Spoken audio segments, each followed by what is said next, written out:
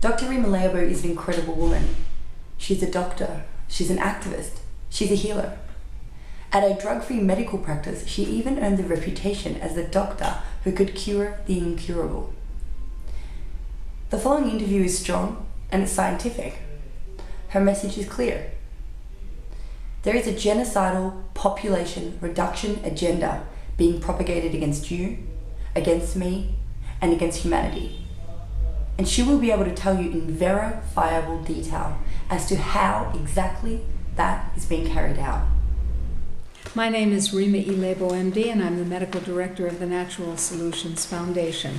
I was graduated from the Albert Einstein College of Medicine in New York in 1970. I went to medical school in order to become a psychiatrist because it was important to me to understand how people did what they did, how they made the choices that they did, why they made the choices that they did, and how all that worked at the neurological, physiological, emotional, psychological level.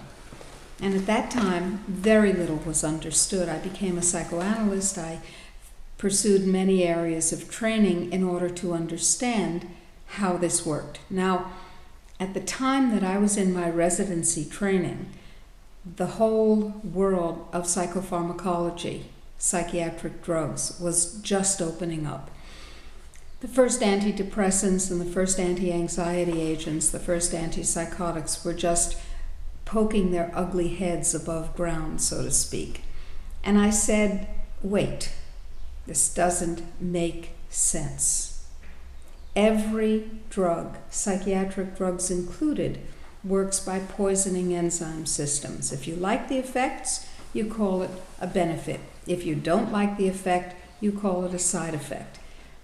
No drug is free of side effects. Every effect is a side effect. Nature is very thrifty, and she creates enzymes that appear all over the body. For instance, there's more serotonin and more serotonin receptor activity in the gut than there is in the brain, which is why our guts are so responsive to our emotions, by the way.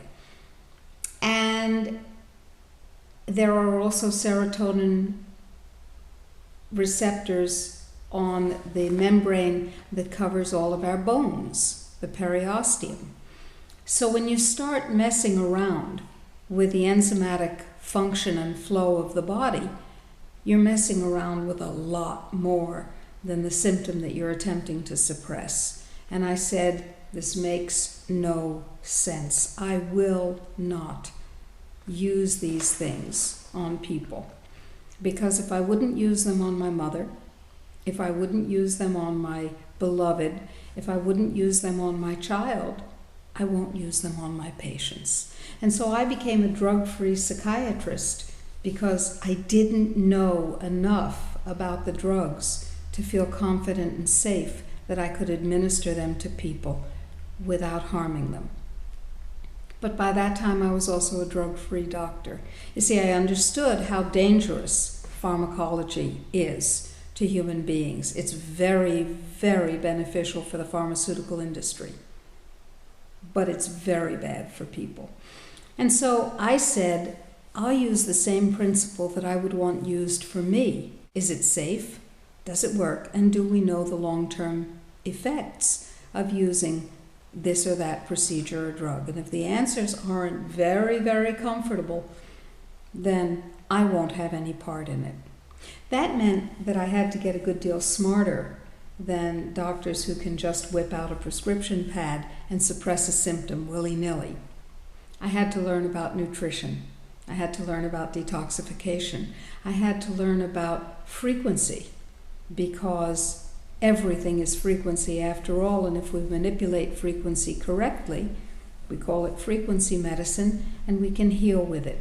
If we manipulate frequency incorrectly, the military calls it non-lethal weapons, which frequently are lethal, and terrible things can happen. I don't do that. I help people. And so I developed a practice in which, although my training is in psychiatry, people who were desperate whether or not they had so-called psychiatric diagnoses, came to see me. They might have cancer, they might have heart disease, they might have autoimmune disease, they might have any number of things. Generally, the people who came to see me in my office were those who were desperate and who were dying. And so my reputation spread, and I became known as a doctor who could cure the incurable. And in fact, I did very little. What I did was offer the body, the heart, the mind, and the spirit of the individual who came to see me the conditions necessary for healing. And they healed themselves, which after all is the only way that anybody ever gets healed, regardless of what the issue is. So I had a wonderful practice. I had a practice in which I was the only practitioner. I was assisted by my husband, Major General Albert N. Stubblebine III, who is trained as an engineer, but is a superb strategist. He can analyze issues and data in a brilliant way and put them together. And since the patients that I was treating came to me so that I could condition or malady, and then find a method to treat the underlying cause so that the underlying cause repaired itself and everything related to it got better, not just the one thing that they came to me for. Since that process requires a deep analysis of just what the underlying cause is, including biochemistry, psychological issues, neurological issues, energetic issues, and a host of others, he became a very active partner in the strategic analysis of the problems and finding the solutions. And he, in fact, became a technician in the work that we did with neurobiofeedback. And that technology is an extraordinarily important and very underused one, in which the brain, which after all mediates everything that happens to us, the brain is given information about how to function better. The information is feedback.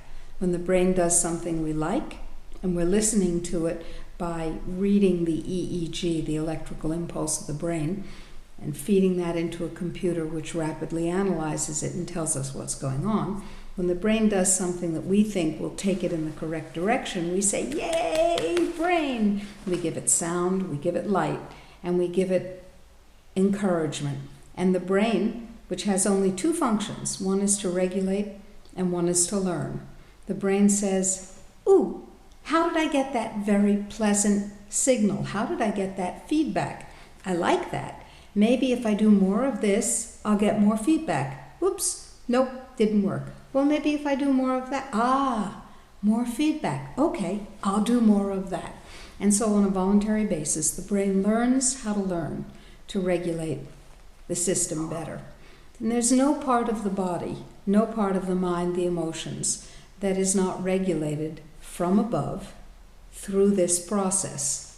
That means that there's no pathological process that isn't susceptible to being fixed by the brain fixing it. Now, I want to make the point that the brain is a transducer. It's a mechanism. It's a wet machine. That's all it is. It's consciousness, which resides outside the brain, that uses the wetware, uses the wet machine to transduce itself into physicality.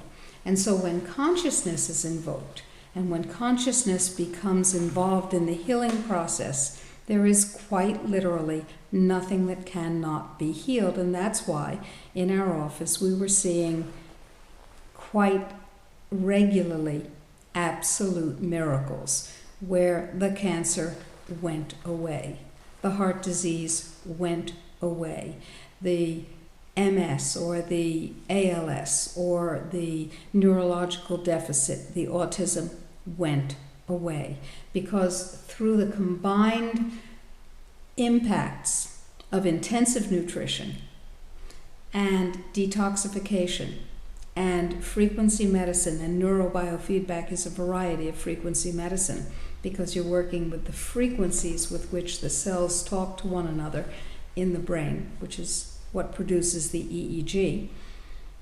Through the combined use of these techniques plus motivated intentionality, which is necessary to change anything, people would become well even when they had been told that they were incurable or there was no hope for them or they had to learn to live with the medication or the pain or whatever. And so my reputation spread, and people would come to me who were desperate, whether they were superstars, whether they were the plumber's wife, whether they were the head of state, whether they were the elite or the humble. People came and they said, I want to get well, and we would work together and they would cure themselves with my assistance. It was a wonderful practice. It was satisfying, it was rewarding in every way, and I was able to teach other people what I did and how I did it and disseminate that information. Around 2004, I became deeply concerned because I saw that there was a war being waged against us and our bodies through the method of taking away our personal freedom to make choices about our own health care, to make choices about our own food, and to make choices about what happens to our own bodies. And it became clear to me that either you own your own body or you are a slave.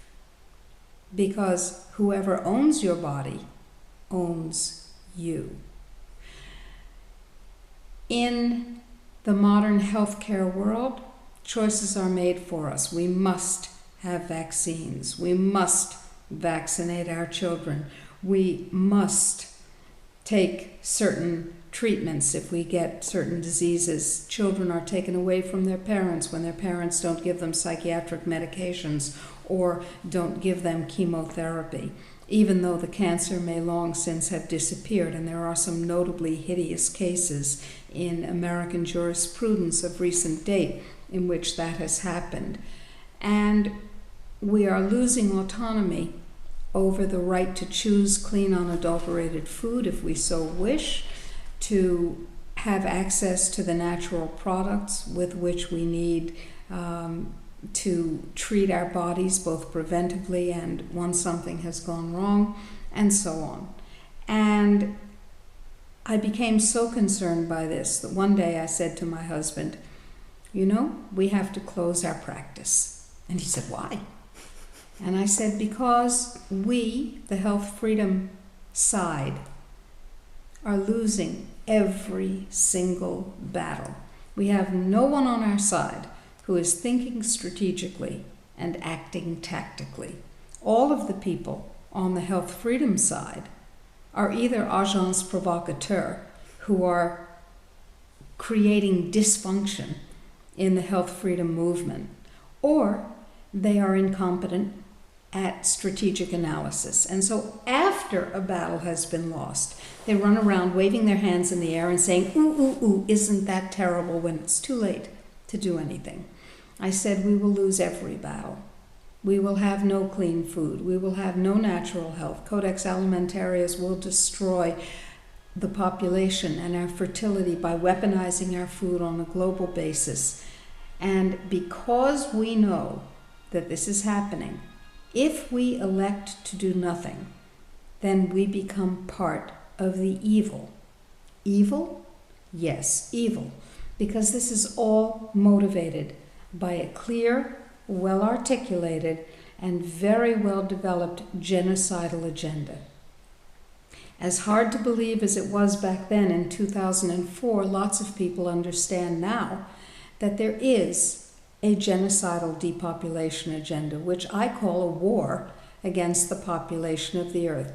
The World Health Organization, the United States government, the Council on Foreign Relations, the United Nations, and many other similar organizations have joined together in a shared vision. It's a wonderful vision.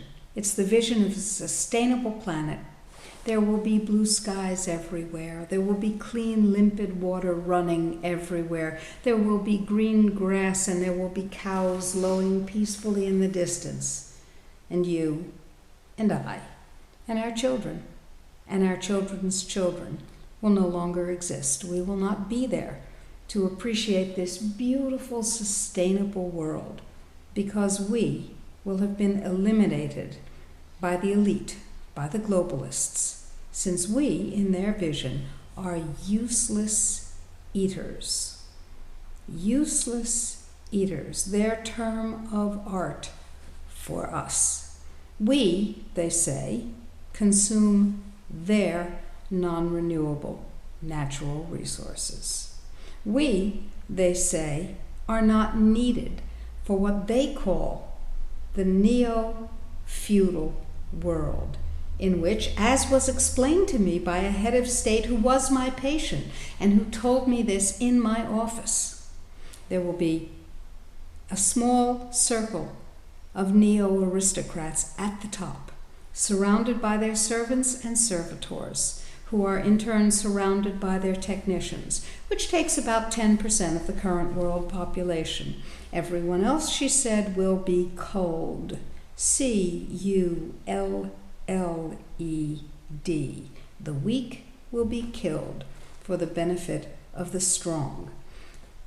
Her statement, her belief system, my call to action, your call to action too. Unless, of course, that's okay with you.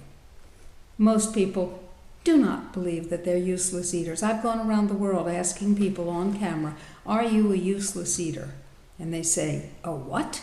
And I explain the concept to them and they say, no, I'm not a useless eater. My children and I have every right to live on this planet. This planet belongs to us. And they're right. It does not belong to the elite. They are wrong. In my estimation, they are psychopaths. They're quite mad. They're powerful, and they control the means of communication, transportation, and production, but they're crazy as bedbugs. And it's up to us, the people who are not crazy as bedbugs, to take our own future into our own hands and assure it for ourselves. There is plenty of food on this planet. There is plenty of water on this planet, and there are not too many people. The myth of overpopulation was funded by John D. Rockefeller Jr. and his friends in order to make it okay to kill lots and lots and lots of people. It's a myth. And if you look a little into the history of John D. Rockefeller Jr., you will find that he was the person who introduced the idea of eugenics, of culling the herd, killing the weak, getting rid of the undesirable, to Germany. He funded the two Kaiser Wilhelm Institutes, one in Berlin and one in Munich, when the ruler of Germany was not Adolf Hitler, but Kaiser Wilhelm. That's why they named it after him. And he was the one who brought eugenics to the United States. Tens and tens of thousands of so-called undesirables were involuntarily sterilized at his behest. It goes on and on. But the point is, the history of depopulation and the history of John D. Rockefeller and the Rockefeller dynasty are inextricably linked. It's not okay with me, and I'm quite sure it's not okay with you, to depopulate the planet for the sake of the few elites who have decided that that makes sense. Back to my statement that they're crazy as bedbugs. They are psychopaths. They have no allegiance or affiliation with anything or any being that is not directly of service to them. Most of us live life a little differently. Now, the inputs that we are receiving, and that is to say contaminated food, degraded and devitalized food through the agency of Codex Alimentarius, a United Nations commission run jointly by the World Health Organization and the Food and Agriculture Organization, which, like the Federal Reserve of the United States, are private corporations, and they serve their funding masters. Just as an aside, who is it, do you think, that funds the World Health Organization? the same people that declared a level 6 highest level pandemic in the swine flu debacle and wanted to vaccinate everybody against the genetically engineered swine flu with vaccines that would cause permanent infertility. Let's see, who pays the tab for the WHO? 70% of their funds come directly from the pharmaceutical industry. There might be a connection between what they say, what they push, and who funds them. There certainly is in most other cases.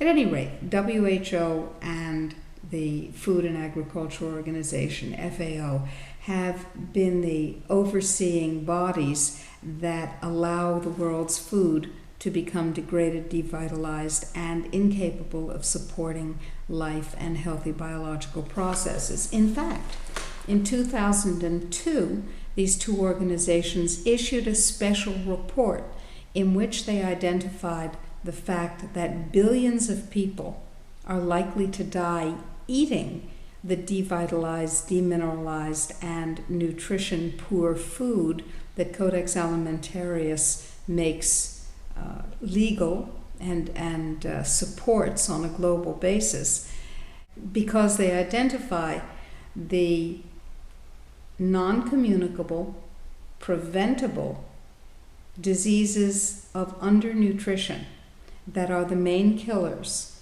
They identify cancer, cardiovascular disease, stroke, diabetes, and obesity as the diseases that will result in billions of preventable deaths by the year 2050.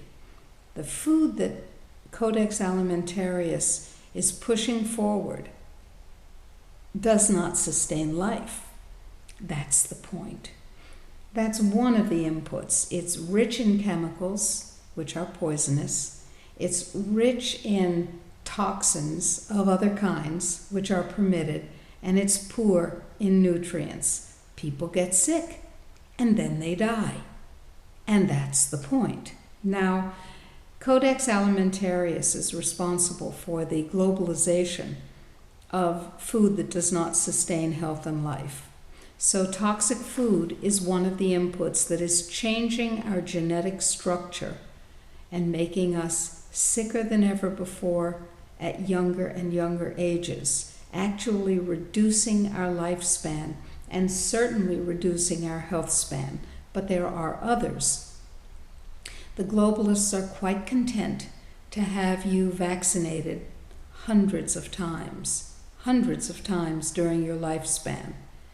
Now, vaccination has always been taught to us as one of the absolutely unchallengeable good things of civilization.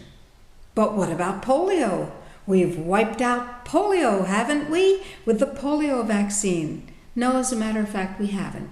And if you look on the CDC website under polio, infantile paralysis, you will find several interesting things. First of all, you'll find that the only polio that is occurring is polio post-vaccination. That polio is being spread around the world through vaccination with the polio vaccine. You'll also find that the increase in childhood leukemia is directly attributable to the use of polio vaccine, which, like many other vaccines, is rich in a virus called SV40. Comes from monkey kidneys. And since the polio vaccine is cultured in monkey kidney tissues, the virus is included in the vaccine. They could filter it out, but as Maurice Hilleman, the head of Merck vaccine development, says in a video that you can watch for yourself on YouTube, it was simply too expensive to bother filtering out the leukemia virus, and therefore it was allowed to stay in. And he laughs, and the people in the lecture that he's giving laugh with him. If your child dies of leukemia, I don't imagine you'll laugh. This is knowingly being done. Vaccines are ineffective, they are dangerous, and they are entirely without scientific background, without scientific validity. There is no excuse for any vaccine. Shocking? Might be, but that's the reality. That's the truth. That's what the science tells us, not the pseudoscience. If you start looking into the history of vaccines, which change our genetic makeup, you'll find that they were born in fraud, perpetrated in fraud, and live as a major scientific fraud. Each vaccine is filled with horrifyingly toxic materials that damage the immune system, and according to internal documents, public under Freedom of Information Act litigation, the purpose of vaccines is to make money in the aftermarket. The aftermarket is cancer, diabetes, infertility, and other cataclysmic but very, very financially productive diseases. See, the pharmaceutical industry would prefer that you not be healthy, because if you're healthy, they're not making any money. The pharmaceutical industry does not see itself as a health industry. That's the propaganda that they put out. They see themselves as a financial organism that profits when you're ill, and they sell you expensive nostrums to keep you sick and require you to use other nostrums. Don't believe me? Look at the literature. Look at the reality. Do some research. That's the reality of the pharmaceutical industry. Oh yes, the pharmaceutical industry goes back to John D. Rockefeller. You see, around the turn of the 20th century, John D. Rockefeller did not believe that the internal combustion engine would consume all of his output of oil, and he controlled virtually every drop of oil that was produced on planet Earth. So he sent his agents out looking for something else to consume the oil that he was producing, what was left over by the internal combustion engine. And what he did was discover, or his agents discovered, that the pharmaceutical industry used coal tar, the stuff left over at the bottom of the cracking towers that are used to separate crude oil into petroleum that's used for your car and so on. That these companies used coal tar to make coal tar derivatives. Almost all drugs at that time were coal tar derivatives. They were synthesized in an organic chemistry laboratory. And he said, cool, I own all the coal tar in the world. So he had his agents buy controlling interests in all of the German pharmaceutical industry. Now, at that time, the pharmaceutical industry was located almost exclusively in Germany. So he owned the controlling interest in the pharmaceutical industry, and he said, okay, what am I going to do with this? And he created conventional allopathic medicine, as we know it today, to be pill pushers. He gave $1 million, which back around the turn of the 20th century was a considerable amount of money. He gave $1 million to each state in the United States. And he said, set up a medical board that makes it a crime to practice medicine without a license. Because you see, at that time, people who practiced herbal medicine and homeopathy and chiropractic and osteopathy all had licenses. And they were told, turn in your licenses or go to jail. He also gave $1 million to each state to set up a medical school on their land-grant college. And he gave an extra $1 million to Harvard and an extra $1 million to Yale so that they would be elite medical schools, leading the pack. He set up the Rockefeller Institute, and the head of the Rockefeller Institute was a guy whose job was, in writing, to promulgate and propagate pharmaceutical medicine and the pharmaceutical industry. He was named Ephraim Flexner. He had a brother, and his brother was named Abram Flexner. John D. Rockefeller and Andrew Carnegie funded a study, supposedly an independent study, but you know how those things go. The answer was already predetermined according to the documentation that we have.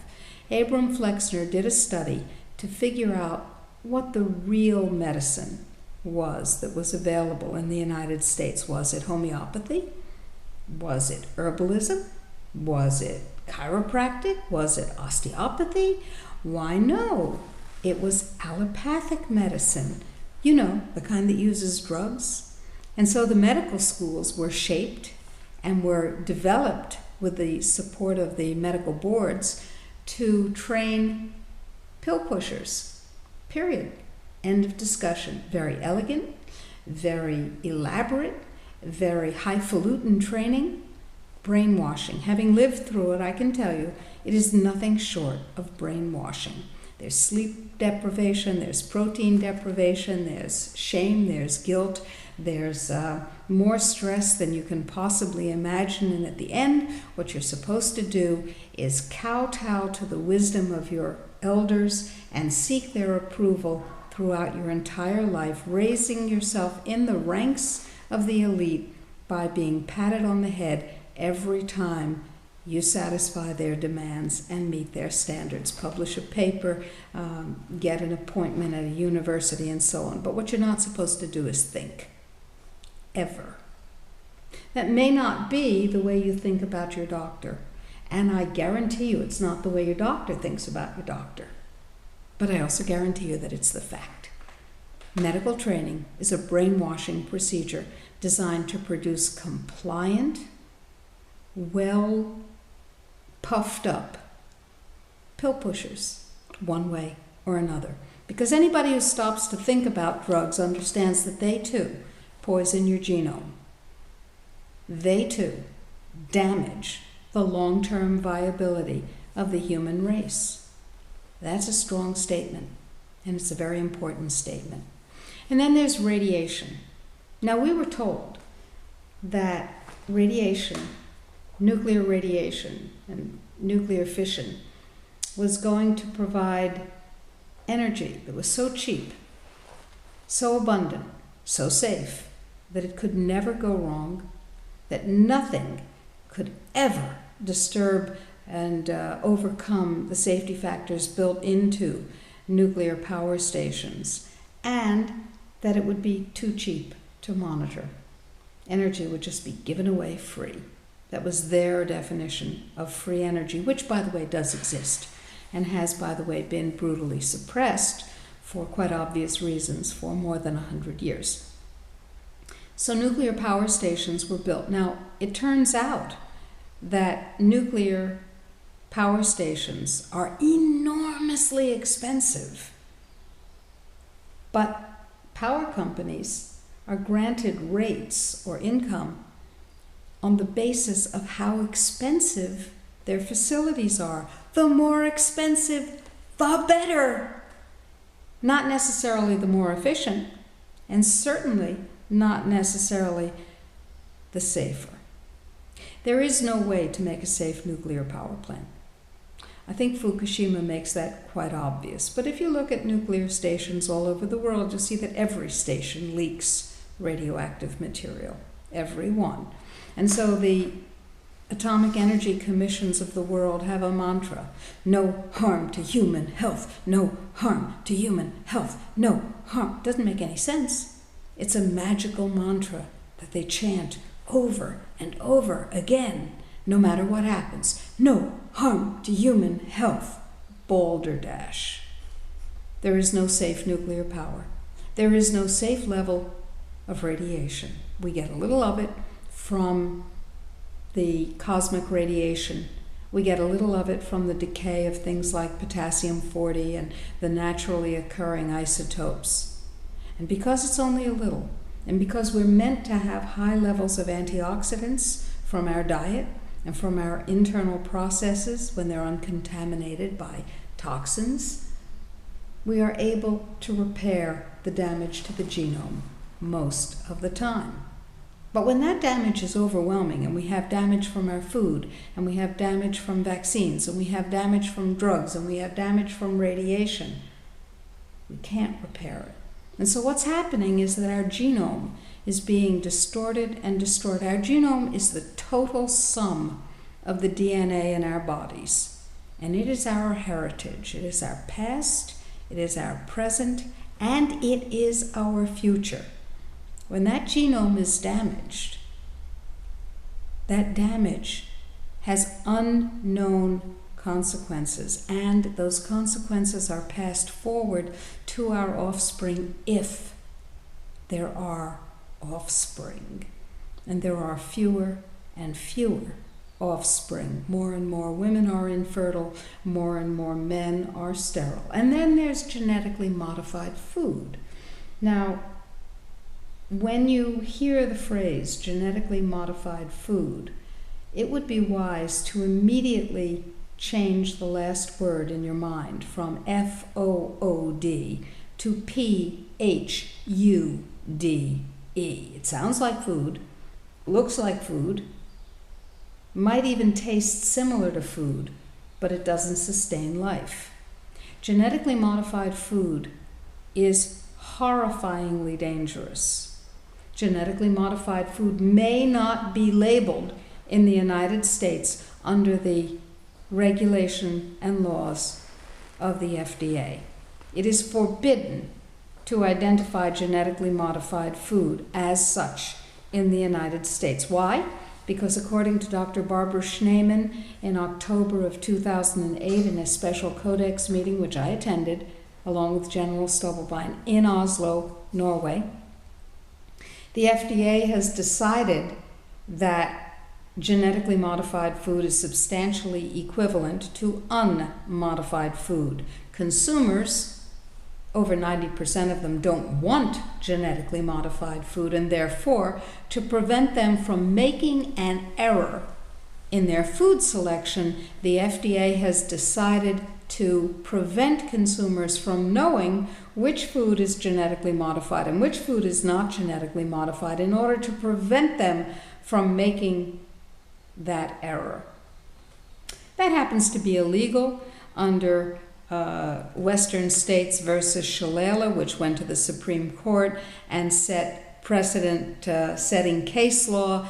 No government agency has the right to do that, to inhibit free speech and to inhibit the flow of information. But the FDA, or as I call it, the Fraud and Death Administration, seems to believe that it is above the law and is unbounded by either the legal restraints placed upon it or the Constitution of the United States. At any rate, they forbid the labeling of food with genetically modified ingredients as such. In addition to which, it might be interesting for you to know that the FDA is forbidden from examining any safety reports on genetically modified food, PHUDE, other than a preliminary safety assessment by the company that holds the patent. So Monsanto or Pfizer or Syngenta or some other GMO company, Bayer Crop Sciences, says, yep, this is safe. Yep, safe. We did laboratory studies and it's safe. And the FDA says, okay, there you go. And may not examine any other studies, may not conduct any other studies. The FDA's own scientists have been horrified by this and have repeatedly asked the FDA not to permit these foods into the marketplace. The consequences are unknown. In the main, where they are known, they are universally bad. They cause infertility, they cause sterility, they cause lethal allergies that have never existed before, they cause cancer, they cause a whole variety of absolutely horrible diseases and conditions. They are damaging the genome of the human population. And so, by the way, is the chemtrailing that's going on. If you are still among the number of people who look up at the sky and see long arching trails, plumes of white or black and say, well, that must be normal. That's how airplanes leave trails. Those are contrails. Then you are in coma, because that's not normal. A contrail is short and dissipates rapidly. A chemtrail is a phenomenon created by the internal deposition of toxic elements into the sky. How do I know? Because people have measured what's coming down. People have measured the amount of aluminum, arsenic, cadmium, beryllium in the soil. People have measured and identified in laboratory analysis the nanobots and the other non-natural ingredients, including synthetic DNA and genetically modified viruses. Urban legend? Believe so at your own peril. Do a little research. Look into chemtrails, and you will find that up until a year or so ago, the United States government denied that there was any such phenomenon. Now they admit there is such a phenomenon because of the public voice demanding to know what was going on. And they explain it this way. Well, you see, we have to modify the weather in order to keep you safe from global warming. Modify the weather. Do you know enough about the weather to modify it? Do you understand enough about the planet to understand what dropping vast amounts of aluminum on the soil does? Do you really? Because if you do, you know that you're carrying out genocide. Do you, government of the US or any other government, really understand what creating an epidemic of Morgellons disease is doing to people? That you are changing the genetic expression of the entire DNA reservoir of the entire human population. Is that really okay with you? Well, I'm so glad for you. It's not okay with me, and it's my DNA. Now, according to the 13th Amendment of the United States Constitution, slavery and indentured servitude are no longer legal in the United States. That means that I own my body. You own yours. It also means that my DNA is not available to you to manipulate or use without my permission. So when genetically modified food, PHUDE, is put forward and given to people to eat and changes my DNA without my permission, or experimentally subjects me to conditions that I did not agree to with informed consent. The same thing is true of agribiz products that don't support life, when the same thing is true of dangerous radioactive contamination that is put forth into the atmosphere, the water, and into my food without my participating in a permission statement, then you are violating my legal right to own and maintain my own body. Well, the FDA sees things a little differently. Of course, they say that I have no legal right to eat what I want. I have no legal right to know what's in my food. And I have no legal right to choose what is good for me. Only they have the right. And they said this in a court case over raw milk.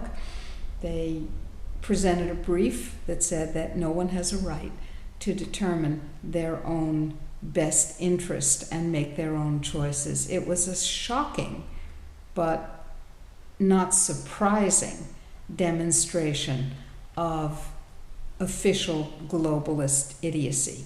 You see, logic is not the issue here. The issue is dominance and depopulation. And when you are promulgating dominance and depopulation, which are illogical things to bring forward on the planet, you wind up saying and doing illogical things. If you think you're powerful enough, it doesn't really matter. The truth of the matter is, the dirty little secret that the globalists do not want you to know is that they're not powerful. They're actually very weak. They're very vulnerable. How do we know that? Because each and every time, without exception, that the people of this planet mobilize their outrage in a positive and effective way, and I'll give you some examples in a moment, each and every time that they mobilize their outrage, the globalists step back. They don't step forward, they retreat. I'll give you an example. On September 15th, 2009, the Secretary of Health and Human Services, Kathleen Sebelius, sat before the United States Congress, and she announced that because of the swine flu pandemic, the level 6 pandemic that had been declared, and by the way, according to the World Health Organization and the United Nations charters and treaties, when a level 6 pandemic is declared, the governance of the planet devolves to the World Health Organization. We're talking about one world government, the New World Order. Well, they declared a level 6 pandemic in June of 2009. And they said, you're going to die, unless you take our vaccine. Subtext, in which case you're going to die or be infertile. And Kathleen Sebelius sat in front of the Congress of the United States and she said, we are going to vaccinate every man, woman, and child in the United States with the swine flu vaccine. Now, it's true we don't have enough swine flu vaccine, so we're going to extend it with something called squalene. Footnote. Squalene is a normal part of the human nervous system. It's part of the insulation of the nerves that make transmission of electrical impulses possible. However, when squalene is injected into your blood, it causes profound, pervasive, and irreversible autoimmune disease. In fact, if you want to give a laboratory animal a massive autoimmune condition, you inject squalene, in which case it is known as Freund's adjuvant, because it causes such a massive inflammatory autoimmune disease that the animal is a perfect laboratory model for you. So, injected squalene is quite a problem. There's another problem with injected squalene. If you inject enough, you cause irreversible immune-mediated infertility. Depopulation comes to mind. And so, Kathleen Sebelius said to the Congress of the United States, in order to extend the amount of flu vaccine that we have so that everybody can get their vaccine at one of 90,000 vaccine administration sites, you know, school gyms and the basements of churches and other sanitary places. In order to do that, we're going to extend the vaccine with an adjuvant called squalene, which has never been approved for use in a vaccine because it's too toxic to inject. But we're going to change that. And in fact, the US government has spent $500 million on a supply of squalene that is sufficient to inject everyone with. And oh yes, according to 2 patents held by the United States government, we know, but Kathleen Sebelius failed to mention, the amount that is planned to be injected into every man, woman, and child in the United States is enough to cause irreversible sterility and infertility. The Congress of the United States, ever gutless and spineless, said, okay, that sounds like a plan. We found out about it at the Natural Solutions Foundation, and we said it sounds like a plan for depopulation. We don't think so. And we told our supporters about it, our hundreds of thousands of supporters, and they told their friends, as we asked them to. Within 11 days, 3.5 million emails reached the White House, Kathleen Sebelius, every member of the Congress of the United States, every state senator, every state governor. We said, don't you dare. And they didn't. They stepped back because there were so many emails, because there were so many voices raised together with one message, don't you dare. And they didn't dare.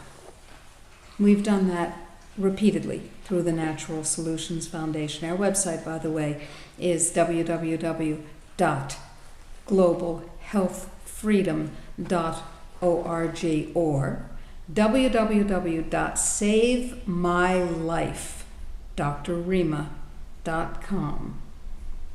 A little dramatic, perhaps? Not dramatic at all. Accurate. Because that's what's at stake, your life. And it's information and action that will save your life. There are people who are at war with you. War has been declared upon the human population. People say, how can you possibly say a terrible thing like that? I don't want my children to hear that there is a war consciousness. Okay, here's my question to you. If somebody wants to kill you and your children without ever having met them, what would you call it besides a war? If somebody is bringing massive resources to bear on exterminating you and your genetic line, what would you call it besides a war? It certainly isn't patty cakes. These people are serious, they're well organized, and they're deadly. As I said earlier, they're crazy as bedbugs, because anybody who will carry out genocide is, by my definition, as a psychiatrist, nuts. Lethal and nuts. So this is no game. This is no joke. This is no hobby for these people. This is a clear and well-organized priority with all kinds of lovely public relations trappings, bows, ribbons, whistles, and nonsense. They'll tell you anything that they think you want to hear. They'll feed you any kind of nonsense. Recently, a study came out saying that organic food has no more nutrients, no more antioxidants, and is actually worse for you than conventional food, which is filled with chemicals and genetically modified dangers. Turns out that the guy who wrote it has long ties to the agribiz industry and is nothing but a prostitute with a PhD after his name. His money comes from the people whose boots he is licking, and we're supposed to believe it. The pseudoscience is everywhere. Common sense prevails. How can it possibly be that chemical food is better for you than real food? The answer is it can't be. Now, there is another issue that needs to be talked about, and that is that this disruption of the genetic system, which I have labeled GDS, Genome Disruption Syndrome, and you're welcome to go to www.gds-therapy.com and read about genome disruption. It's clear that there's a genocidal agenda. It's clear that the attacks on us are quite intentional. I mean, think about it. When a new drug is approved by the FDA in the United States, the aforementioned Fraud and Death Administration, it goes not into full approval, but into a phase 4 clinical trial. Now, a phase 4 clinical trial is a trial in which the drug is made available for general use in the public, and the FDA waits to see how many people die, are maimed, or have other serious consequences called adverse events. About 1% of the adverse events that a drug causes or a vaccine causes are reported. That means that 100 times more adverse events occur. If the adverse event is too frequent, even for the FDA, within 5 years, the drug is quietly, usually, withdrawn from the market. It failed the phase 4 testing. Now that's interesting. Most people don't know that approximately 50% of the drugs approved by the FDA are withdrawn quietly within 5 years because they're too toxic. They kill too many people properly used. They're lethal. It's beyond my comprehension, and I have a wide comprehension, that that's an accident. It's beyond my comprehension that the FDA scientists, who are good and honorable people, constantly recommend against the approval of a device or a drug or a vaccine or a substance, and the FDA approves it. Panels are convened, which are composed of people who have personal, scientific, and or financial interest in the thing that they are giving approval to, and they approve it anyway. The United States government has, in essence, eliminated the concept of conflict of interest. Now, you could say this is bad management, this is poor thinking, this is callous disregard of the public welfare. But you'd be wrong.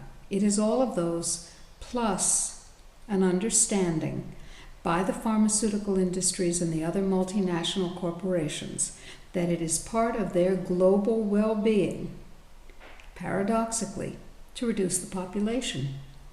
It's just one example. You see, the people in the US government rotate through a revolving door policy, which is official policy, into the industry that they're regulating, then out of the industry and back into government, where they regulate to the benefit of themselves and their friends, and around they go. The revolving door policy allows the increasing merger of the state and the corporation. You see, Benito Mussolini defined fascism for us as the merger of the corporation and the state.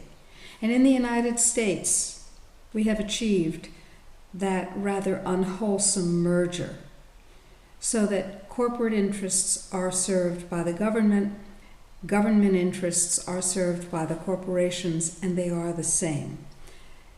The globalists have for a very long time, long before they had that name, the globalists have decided that the population must be severely and significantly reduced. They've decided who may live and who may die. And they are using tools for accomplishing their genocidal agenda, which have familiar names. Food, laced with chemicals.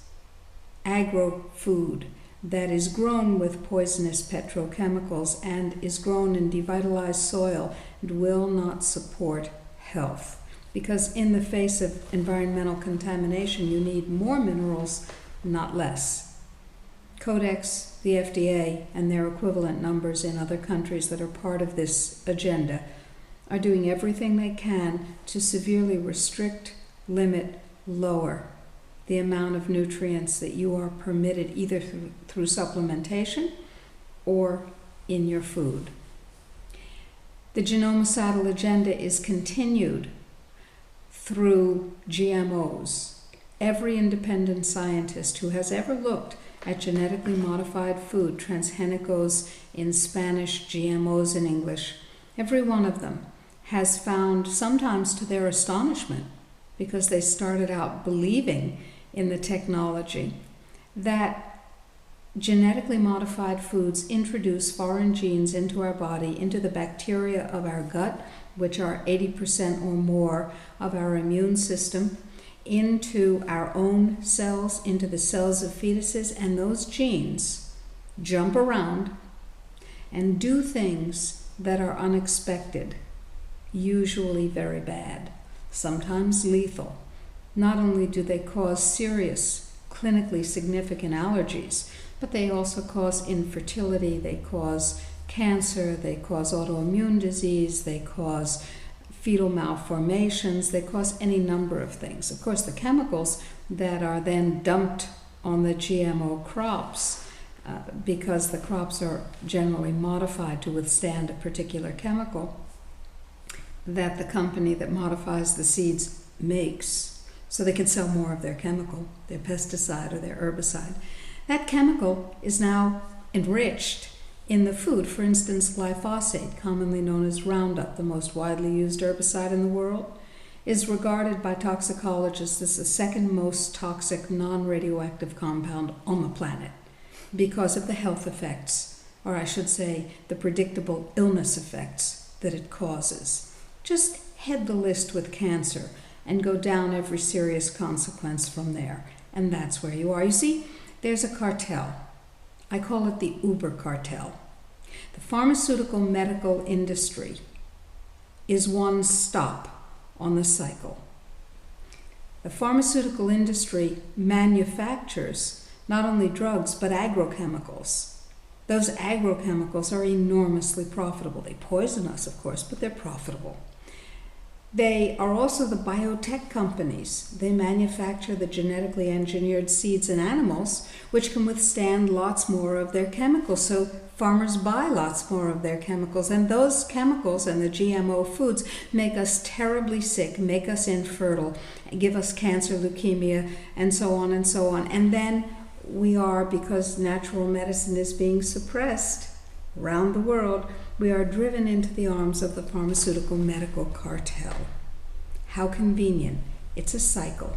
It's a cycle of death. Are the companies innocent of this knowledge? Not at all. Remember John D. Rockefeller Jr. and the pharmaceutical cartel? I would point out to you that during the Nuremberg tribunals, which the US, Britain, and Russia held jointly, following the Second World War, because we were going to hold those criminals against humanity to justice. The heads of the great German civilian war machine, called IG Farben, the head guys who went to jail for, as long as almost 4 years, the head guys, the guys who built Auschwitz and the slave labor camps, the guys who experimented on human beings and tortured them hideously to death. They were all pharmaceutical executives. Fritz Termeer is a good example. He was the head of Bayer, or as we say in the United States, Bayer, now known as Bayer Pharmaceutical and Bayer Crop Sciences. Remember the cartel that we talked about. Fritz Termeer was tapped to be the head of IG Farben. He went to jail for creating the conditions of human slavery and torture, for building Auschwitz and the Auschwitz slave labor camp, which was even bigger than Auschwitz. And oh, by the way, neither Auschwitz nor the slave labor camp were ever bombed. Interesting. At any rate, he went to jail. And he was in jail along with his pharmaceutical cronies for about 4 years. He got out of jail, went back to work as the head of Bayer Pharmaceutical. No loss of pay, I assume. I guess he got a haircut and clean, shiny shoes and a fresh suit. And he went back to work. And he called back together the other pharmaceutical guys he had been in jail with and he had been colleagues with before that. And he said, well, that obviously didn't work. What can we do now? That being the genocide that was intended to be spread across the world. And they said to each other, I know, food. We can control people with food. We can determine whether they live or whether they die. What a great idea. Pharmaceutical makers are also agrochemical makers. Yes. And so they got together and they wrote a letter to the United Nations. The letter was delivered in 1952. Out of that impulse, saying that the United Nations, a globalist organization, should control the world food supply, came the Codex Alimentarius Commission, a globalist tool for depopulation through profitable activities. Now, I have attended many Codex meetings. They're boring, they're technical, they're grim, until one moment when there's blood on the floor, so to speak, and somebody, the People's Republic of China or Iran or some other country that has noticed some terrible thing is happening, raises an opposition point. And other countries sometimes join in. And then there is procedural blood on the floor. The chairman fights as hard as he can, or she can, against the tide of dissent in order to fulfill the requirements and wishes of the United States, because the dominant dog in Codex is the United States. What happens generally is that whatever genuine opposition is present is bowled across and is steamrollered. I'll give you an example. In Thailand, I attended the Committee on Special Foods, which is a very important committee, I attended the meeting of the Committee on Dietary Supplements and Foods for Special Uses. And the United States was firmly in favor of adding large amounts of fluoride to infant formula. This is a very bad idea. Even the World Health Organization says that babies 1 year and under should not be exposed to fluoride in water, formula, or food. And the United States, as always, has disregarded this particular piece of health advice and was demanding that baby formula be fortified with high levels of fluoride. I got wind of this.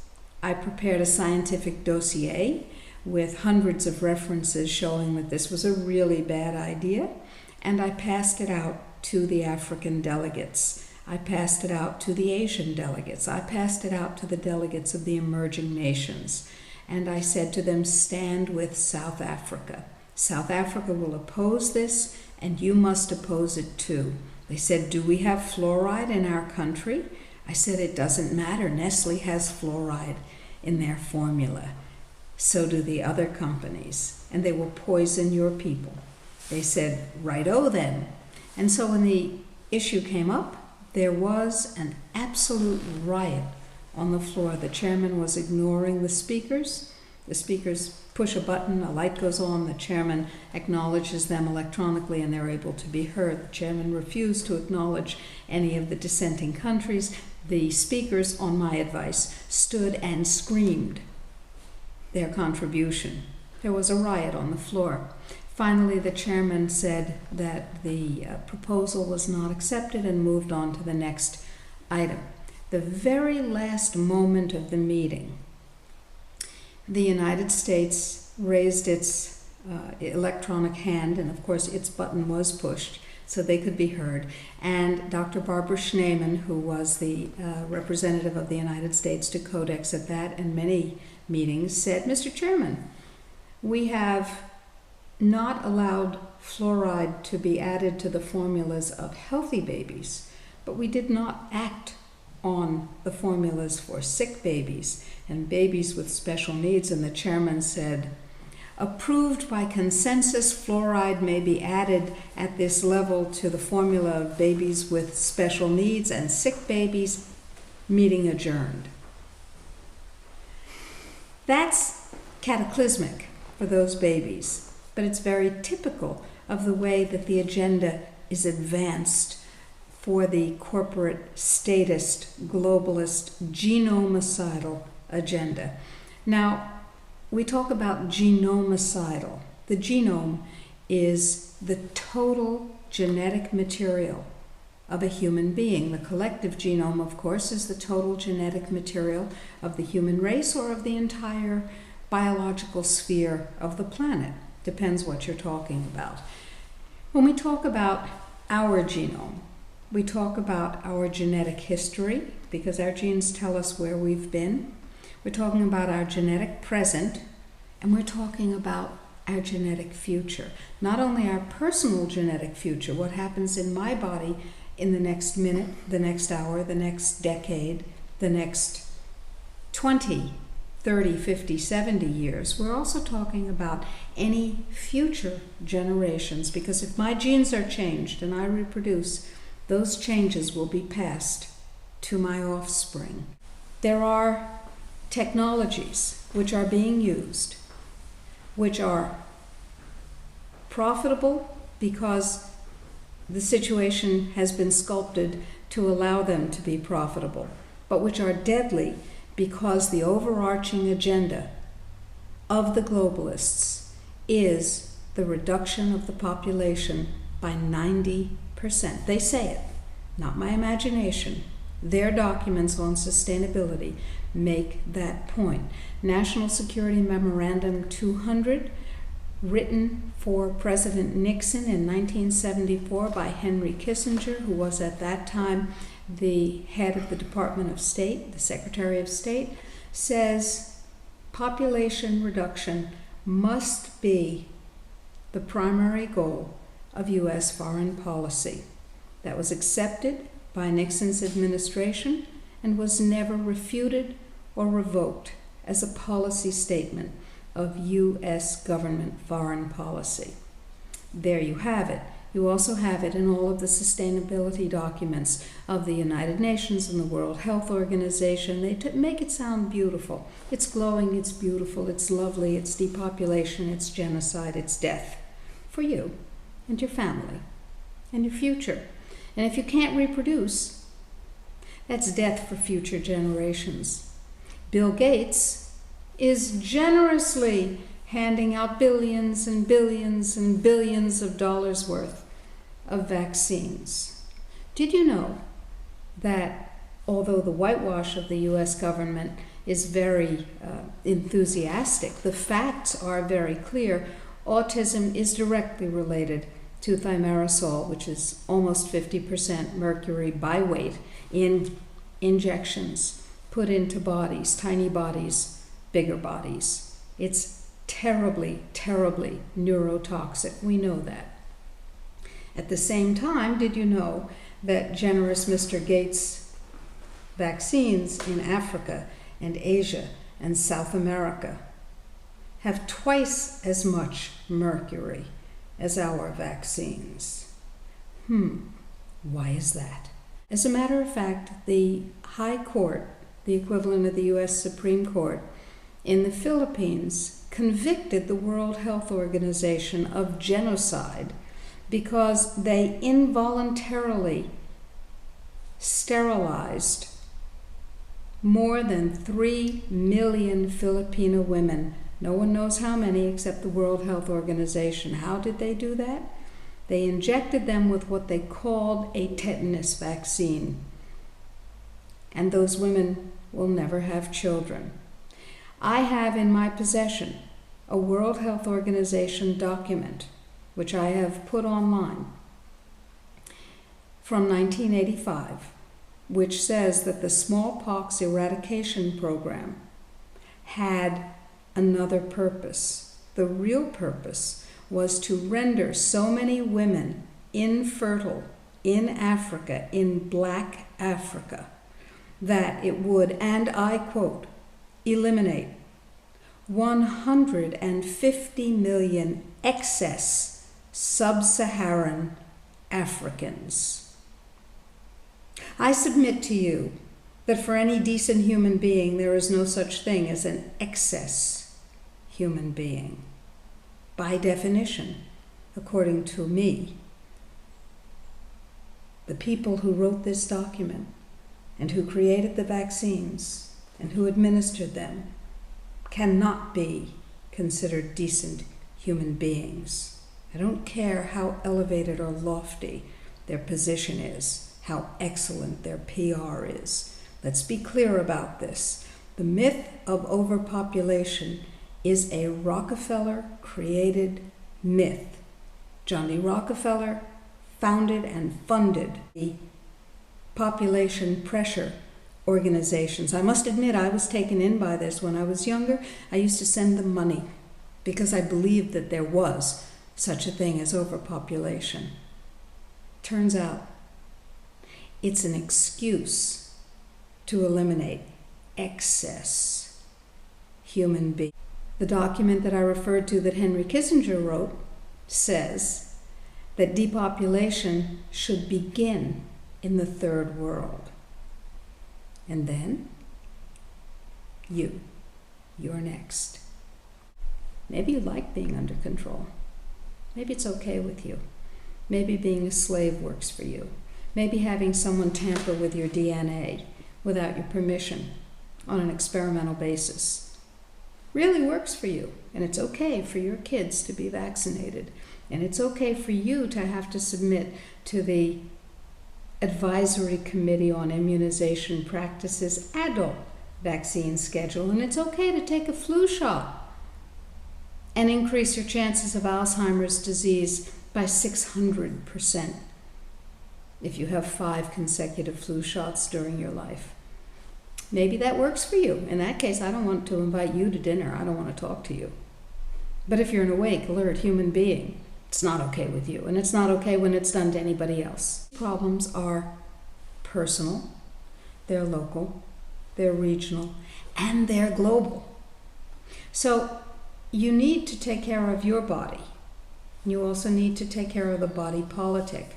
The Natural Solutions Foundation, of which I am proud to be the medical director, understands that there are personal choices to be made, and there are national choices, and there are international choices. And it is our voice, collectively, that makes those choices a reality.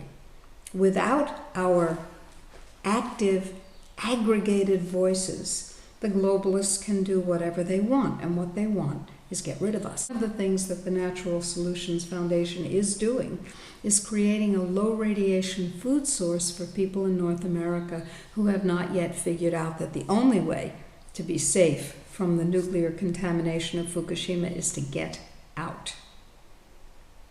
I hope that by the time they do figure it out, the other countries of the world in the safe areas, the lower radiation areas of the southern hemisphere, do not bar them.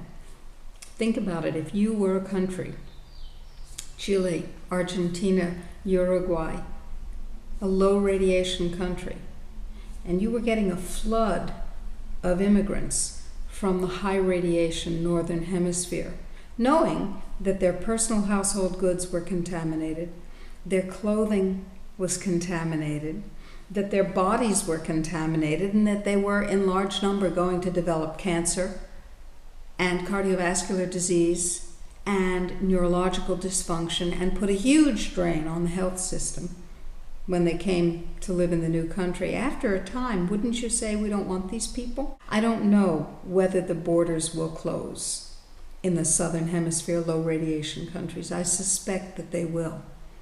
So if you want to emigrate, there are 2 webinars which General Stubblebine, the president of the foundation, has made available on low radiation migration.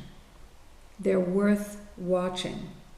It's important for you to seriously ask whether your avoidance includes avoidance of the inevitable contamination in your food, in your water, and in your air. If you're in the northern hemisphere, you are being contaminated. Daily, the reports come to us of how high the drinking water levels are, of how high the green leafy vegetable contamination with plutonium and uranium and cesium-137, which, by the way, attacks the heart muscle, and a host of other radioactive isotopes.